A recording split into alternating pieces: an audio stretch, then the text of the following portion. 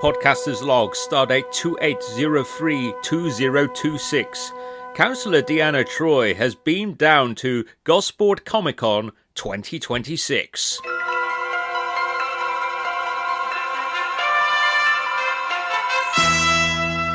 Star Trek The Next Generation legend Marina Sirtis is special guest of honour at this year's Gosport Comic Con, taking place on Saturday, March the 28th at Bay House School, Sports Hall and Arts Centre.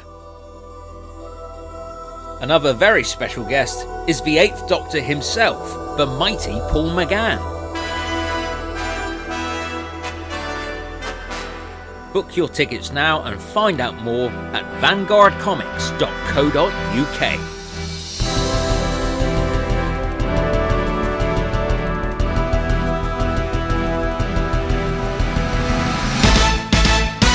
This is Natalie Rolls, and you are listening to the Bill Podcast, presented by Patrick Stratford. Brought to you in association with GeorgeFairbrother.com, shop.saturdaymorningpress.co.uk, vanguardcomics.co.uk, gibconsultancy.co.uk, mcr-seo.com, and donspillane.com.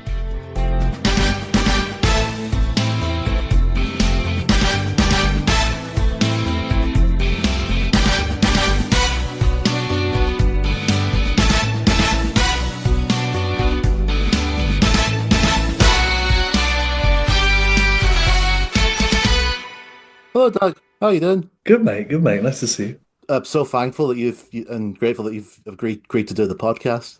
Thanks for having me, Patrick. I see you've got a wall of characters behind you there. Yes, that is the cast of, I don't know if you remember a TV series called Take the High Road. Of course, yeah. Oh, yes, yeah, I'm writing a book about it, so that's all that's connected. In fact, Oliver, who's producing this podcast, he has his own publishing company, so he's going to be publishing this book as well. So, right. So that's how we've kind of all connected this up together. Brilliant. Nice work, mate. Nice work. Your first feature-length film, Dirty Boy, has just been released around various film festivals. So how did that project first come about? Well, I wrote it probably 4 years ago, and I was, at the time, I was shooting a series called Zero Chill for Netflix, which is a fun series, actually. It's still on. And I was working with this Austrian kid who was great, Stan Steinbichler, and we became friends, and I started talking about this script that I had. And in the meantime, I went to visit where he comes from in Austria, a beautiful landscape in the Austrian Alps where they shot Sound of Music, in fact. And I said, this is the place where Dirty Boy needs to be. And he'd read the script, and I said, listen, you'd be great for that character. And eventually, I just sort of started talking about it, and then the money dropped in place, and Stan and his family were quite well connected. So we got some locations around the lake, a couple of very beautiful castles that not many people get to shoot in fact. And I had my friend Graham McTavish, a Scottish actor called Graham McTavish, was in it, and another friend of mine, Susie Porter, who's a big Aussie film star, agreed to do it as well. And it grew and it grew, and it became this kind of film that I never really expected it to be of that level. And we played it at Cannes last year, and from there we got some big US distributors on board, and we have a small cinema release in August, and then it'll go to streaming after that. Oh, brilliant. Yeah, so it's come together well. Having directed a couple of short films, how was that move going into a feature-length kind of story? It's the same principle, I guess. It just elongated. I mean, for me, it's the writing process that's different. Directing is almost, I don't want to say it's the easy bit, but once you've written something that you think is a very tight, good story, then really, when you've been on enough sets to know how something's put together, and you surround yourself with talented technical people as well as talented actors, that's a fairly simple process. It's just that the money and the stakes are higher. In a short film, there's not a lot of money at stake, so it's easier in that regard, but it's the same process. And was it your decision not to cast yourself in any of your films? Well, I'm very pragmatic in the sense that I'm not famous enough to sell a film. And I realized, or to fund a film. And in fact, I'm producing another film that I wrote at the moment, and I'm not even directing it because we need a significant amount of money, and I'm not a famous enough director to get that. So I have a more famous director on board, and we're getting cast that are of a level because you start to realize that, to raise this money, it's all about who's in it, who's involved. And much as I think I'm a good actor, I'm certainly not a household name, Wow. you know, Well, unless you watch The Bill. yes, yes, of course. But I suppose that's an interesting thing. Having been an actor, do you think that experience has helped you towards being a director and particularly directing your own actors? Oh, absolutely, yeah. I mean, one thing I know is I can spot a good actor within 2 seconds of them starting to read a scene, whether you can do it or you can't do it. And that's, I've been an actor at quite high levels for a long time, or at least I've been involved in high level material. So I know actors and I know how to talk to actors. And of course, I've built up a network of very good actors that I've worked with in my life. In fact, funny enough, talking about The Bill, you realize that there were some really, really high level actors working on that show because it's very hard in any sort of, I could call it a soap, to be good at that speed of shooting. When you're rattling through, sometimes we were doing those interview scenes. Sometimes you're shooting 14 pages a day. I mean, learning the lines is the first bit, but actually to play them well at that speed takes a very good technical actor to do that. And there were some very, very good ones on that show. From either working on The Bill or working on other films and TV. Would you say you've come across any directors that maybe weren't good with dealing with actors and how you would respond to that as an actor? Yeah, I have actually. I mean, I won't name names. Mostly my problems with them have been in theatre where I felt that they were sort of overbearing. Because in film and TV, you have to be to a certain extent very didactic in the way you talk to an actor, i.e., like, hey Doug, okay, so this is the scene. We've got 10 minutes to shoot it before lunch. You're going to come in the door, walk to that table, say your line, so and so is going to respond, and then we'll call cut. So you have in that sense you have to be very pragmatic and didactic. But in theatre, there should be more space for an actor to bring their creative input. And many times now, theatre's actually becoming a director's medium, and they're almost over micromanaging. The style of a piece has more weight than the performances within it, and almost more weight than the lines that the playwright's written. So that's what my problems. So that probably why I don't do theatre anymore. Well, I was going to ask, like, do you prefer like acting for stage or screen? But you've kind of just answered that. No, like I like acting on stage. It's just that, and in fact, there's nothing like it. But only when you're given freedom to a certain extent. Not obviously you can't have just freedom to do anything, but for instance, I worked at the Royal Shakespeare Company and I worked with Michael Attenborough, who's a brilliant director, obviously. There's a sense that he really loves actors and he loves to let them go do their thing within the parameters of a play. And there's other directors. I did a play in the West End who will micromanage every hand movement that you make. And it's all about the lighting design and the set design and how you interact with that more than how you interact with the audience or your partners on stage. But I did a film recently with a couple of years ago now with Liam Neeson, Guy Pearce, and Martin Campbell was the director. And in terms of like being a very pragmatic, I mean, he did GoldenEye and Casino Royale, very like, precise action movies and brilliant action movies. And, seeing how he interacted with someone like Guy Pearce and myself was very much like, I'm going to control where the camera is, and I'm going to control everything around the technical side of it, but I'm going to put my trust in you two actors to work out how you're going to do this scene. And in fact, to the point where myself and Guy were discussing different ways of changing the way we were going to play the scene without any input from Martin. He just trusted us to do it. And I think that's a really cool way of being. So, in terms of as a filmmaker or as a director, who would you say were your biggest influences? I suppose David Lynch, Mm. Fincher.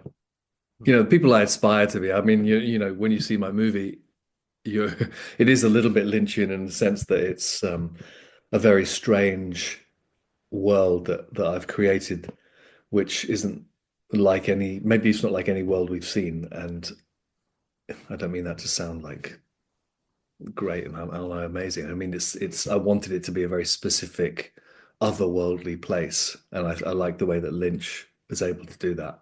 And then I tried to, I love Fincher's kind of the way he shoots something with absolute precision. Of course, I wasn't able to do it, and I had, a minuscule budget compared to him. But he was definitely an inspiration in that sense. Yeah. And where did the acting and creative bug first come for you? Were there any creators in the family? Not really, but my mum my mum passed away just as I was in pre-production for Dirty Boy, actually, which Wow. was both hard and also kind of a blessing because I had something that was kind of all consuming apart from, the mourning that I was going through to kind of, take my focus away. And in fact, in my story, my main character is looking for his mother, that he has an image of his mother in his mind. So it was an interesting experience, let's put it that way. So my mum, she was really into stories, really, really into stories, and was really kind of a gregarious character, and would often say, "Oh, I could have been an actress," and she probably could have been. But what she did was, I think and she also taught me to read at a very, very early age. Like I was reading before all the other kids at school, and so I think she set in motion a love of story and storytelling, even though she wasn't, in the business at all. She'd been a nurse. But I definitely credit her with inspiring my mind in a storytelling sense. And of course, since you've written and published your novel, The Partisan, as well, how did that first come about as well? Actually, I was on a development program with Film 4 and the UK Film Council. I made a film for UK Film Council called Jubilee, a short film, which I'm actually quite proud of that film. And it played at London Film Festival. And from that, I got taken onto this development program, and I had this idea for this like epic Civil War action movie, and started developing it. But soon realized that it was, probably a $20 million budget movie, and wasn't really going to go anywhere. So I thought, you know what, though, it would be a great novel. I'm not saying it is a great novel, but it's a novel. My issue is that it sits between two worlds. Like I thought, okay, this is a really good young adult novel in terms of it's a coming of age story. It's fun, it's dynamic, it's an action story, but at the same time, it became very violent. So it sits between, an adult book and a young adult book. And I think if I had my time again, maybe I could rewrite it. I would cut down some of that violence, and make it young adult. You live and learn. Are there any more potential novels in the pipeline? Yeah, yeah. It's just that at the moment I'm focusing on film. So I wrote this film called Gun, which won a gold prize at this big screenwriting competition. And it was while I was doing Dirty Boy, I won that, and then I attached Graham McTavish to it. Do you know Graham? Oh yes, yes. He was in I think the Hobbit films, and Yeah, he's had a marvelous career as well. he has, yeah, and he's now in New Zealand doing Spartacus, which is the reboot of Spartacus, which is going to be pretty big as well. He's one of my best friends, and he's kind of a bit of a kind of male muse for me. Like I like writing for him. Do you know what I mean? I like his kind of he has an old-fashioned heroic quality about him, and that especially that Scottish thing, because my grandfather's Scottish and was a Oh, very kind of hardy Scotsman. And so I wrote this thing, Gun, which is ostensibly taken, but with a Scottish fisherman and these kind of neo-Viking meth head psychopaths.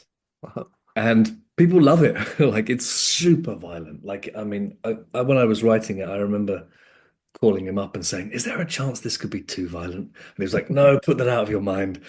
And then when I sent him the script, he was like, "Wow, this is intense." But people love it. So I've kind of, even though my tastes are a little bit more, I think, artistic, I've started to, just for the moment at least, continue writing a few things like that just to get that thing going. And now, so that movie's been picked up now by a US producer, and we have Neil Marshall attached to direct it, who did Dog Soldiers and The Descent and Hellboy, things like that. So that's going ahead. But eventually I'll write a novel. I think, maybe when I've made my millions and I'm sitting in some fisherman's shack somewhere, I can write my next novel. Yeah, absolutely. So how did you and Graham first meet? We did a movie called Colombiana in Mexico City, Oh. and it was with Zoe. Do you know Zoe Saldana? I think Yes. she just won an Oscar, didn't she, Zoe Yes, yes, she did. Yeah, Zoe Saldana was the lead. It was a Luc Besson like action movie, and Graham had a really nice part. I had a smallish part, but we went to shoot in Mexico City, and basically never worked because I remember they would say, "Oh yeah, you're in tomorrow," and then we'd get a note from saying, "Oh no, Zoe wants to rewrite a couple of lines," and so we're going to shoot that scene. And so we basically just stayed around the hotel drinking margaritas for weeks. And he's just one of the funniest guys I've ever met, and just made me laugh. And we had a great time. I've been friends ever since. And I was best man at his wedding, and Ah, he's in obviously in Dirty Boy, and we had a great time doing that. And we'll do Gun, and we'll probably do loads of things together, I'm sure. great. Of all the actors that you've worked with, has there been anyone that you've been like immediately starstruck by? I guess Guy Pearce was a good one to work with in that sense because LA Confidential is one of my favorite movies, and he gives a classic performance in that. And also, just when you meet actors like that, you work with them, in a basically a one-on-one scenes like I had with him, you just realize it's not a mistake of how they get to that level. Mm. You know what I mean? It's not luck. I mean, there's obviously luck involved, but just being incredibly good consistently, like that is something special, like really incredibly good. And I think Graham has that ability as well. He's just really, really good film actor. Also, Susie Porter, when you watch Dirty Boy, you'll see I did a play with her, and she's been a movie star in Oz for years. But just she'd do a scene, and like you can't give the woman a note. All you can do is go, yeah, like just like that. Like it's so good. I would never reach that level. Like it's just so good. And what was your journey towards becoming a professional actor? I lived in a small town, and I didn't really know any actors, but I was obsessed with films and stuff like that. I met this guy who said, "Oh, I've been an actor," and we started to read plays and stuff, just read and perform plays in like living rooms and stuff like that. And then eventually started putting plays on. I started writing plays, and that took me to drama school. And then from that point on, as soon as I started drama school, it was, this is it. I'm going to be the best actor that ever lived. That was my obsession. Of course, you don't always make it to where you want to be, but I think it's the dedication to trying to get to that point. Like I want to be the best screenwriter that ever lived. Now, will I ever be? Probably not, but I'm going to try to be. And I think that's what I tried to be as an actor as well. Yeah, because I think watching you in your performances, you've always got this drive in all your characters. Stuart, for example, he's a very sort of motivated character, and I just wondered like how if there were similarities with you, or whether when you're looking at a particular character, like what comes out there. I think that especially with something like The Bill, they begin to, when you go in there, obviously they've written a few episodes, and you go in there and you slot into that character that they've written. I think that as time goes on, they start to write for the personality of the person. And you can see that with some of the characters, like with Scott Maslin or with Sally Rogers. She's very dry and very funny, and you can see that they were obviously writing that stuff in for her. And it's the same with Scott with his kind of sardonic humor that he has. And I think that with me, they probably saw some sort of level of arrogance that I might have possessed, and started to write that up. I'm not saying it's a positive trait, and hopefully I've tried to kind of crush it a little bit, but I definitely thought for a while that I was the best actor around. Don't know what I was thinking. Oh, well, Obviously, I good. wasn't watching my stuff. Oh, no, I mean, in preparation for this interview, I've just enjoyed just watching your work and, particularly coming across some episodes that I hadn't been familiar with before, which I'm sure we'll get into. I guess it was funny to when you sent me some episodes. I mean, I managed to watch a little bit of one of them. Oh, good. It was Scott, Mazel, and myself doing some scenes, and I just remember it being very much fun to shoot with him and a good laugh. Because you've got that fight scene in that episode, Yeah, I remember doing that. just throwing each other across the table and Simon Rouse coming and just going, break it up, break it up. Yeah, it was fun. It was fun to play though. That character was a fun character to play actually, because he was kind of a dislikable character, Yeah. and actually there's a lot of sort of heroic cops in that show, and to be one of not that was quite fun. And I think the dynamic between Scott's character and my character was a fun thing to play. Stuart is the sort of person that I think we've all come across in life. Someone who maybe is more eager to score brownie points, and Yeah. so you just brought him to life just brilliantly. Oh, thanks, man. Thanks. Yeah, I had fun. I had fun. How did you first come to be cast as Stuart on the bill? Like, had you followed the series before being cast? Not really. I remember I'd gone up for some guest star parts. I think I'd been up for the bill maybe 4 times, and I'd never got it. And I was because I remember going in and thinking, oh, I read really well for that, and I wouldn't get it. And then I'd go in and they wouldn't get that. But then this character came along, and I remember I'd been watching NYPD Blue. Remember that old series with Yeah. Jimmy Smits and Dennis Fran? And I really loved it. And I was like, I really want to do something like that. And so I kind of channeled some Jimmy Smits for the audition, I guess. I don't know, maybe played it like an English version of Jimmy Smits. And the producer at the time, I could tell had something, we just had something like it was just a fun banter that we had in the room. And I guess I fit the part that they were trying to find. And yeah, that was that. I mean, it was touch and go to begin with. I had some issues when I first started, but eventually I sort of fell into the stride, and I remember writers saying they really liked writing for my character, and that was I think that's a really good compliment to get. You obviously realize the character's doing well if people like to write for him. And do you think having not really followed the show made it easier for you to settle in and not be perhaps too overwhelmed by the fact, or was there a sense that wow, this is a well-known show?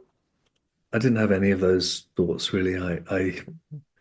I felt like I deserved to be there. I was a good enough actor to be there, and yeah, no, I did. I never felt for a second. No, it was easy, and also there was some really good people around me. Once I started being partnered up with certain actors, once Sally Rogers and I had a partnership, it was plain sailing, and every day working with her was just a joyful, really. And also with Scott and with Lucy Speed, Amita Diri, uh, Simon Rouse, these actors are really, really good. Had really good careers before that point as well. They were proper, what I call proper actors, and that was fun. Well, one person you were partnered with pretty early on was Lisa Maxwell as Sam Nixon. Of course, your characters had this brief romance for a while and I this know. Yeah. interesting triangle. The most thing I liked about that was the triangle element of it. The fact that Scott and I were always at heads. I think that was the most interesting thing about that story. I thought that the love story it felt a bit forced. Mm. It felt like a forced way of putting a new character into the show in hindsight. And I think they knew that, and they quickly wrote it apart. Because it was an interesting time for the series because the show had been gradually moving away from the more soap era, if you like, Mm. era of the show into more like focused crime stories. Was that something that you were aware of at the time you were making it? Well, that's a good question for you actually, in terms of like they tried to do that again as well towards the end of my tenure, and I left and they went really crimey. But I think that people, and you probably answer this better. I think people liked the soap elements to it more. I mean, I don't know. What do you feel? I think it depends on the type of Bill fan that you speak to, because there are a number of fans who much prefer the older style of the Bill, the years of Burnside and Tosh Lines and Yeah. the old era, and but yeah, there is still a great following for the era of characters like Smithy and Gina Gold, where there were a lot more focus on the personal lives. And it's interesting looking at the history of the show that before all that changes happened, this was like years before you joined. I think this was around about 2002. The Mm, show wasn't doing especially well in the ratings, and they needed to find some way of particularly aiming at younger viewers. And mm, their way at the time was focusing much more on the personal lives. It depends on the story as well, because I will admit there around about that time there were storylines that maybe did seem a bit preposterous. But then I think there were some that probably worked better than others. But I think, especially having looked at your time on the series, I think the show was definitely getting back to that more focused crime story, and any of the personal lives that kind of went into it did feel a bit more focused in that respect as well. mm. Well, no, I think like when you watch something, I go back to NYPD Blue because I think it's such a well done show, and also something like Homicide, in America, those kind of shows, is that when you get an aspect of the character's personal life, it's only ever shown whilst they're pursuing the goal of trying to solve a crime. Yes. Like if you're kind of like, for instance, I remember that in that stuff with you talking about with Lisa Maxwell, there were scenes that had nothing to do with solving a crime. It would just be people crying about their relationship. And I'm like, this is now it's a soap. Mm.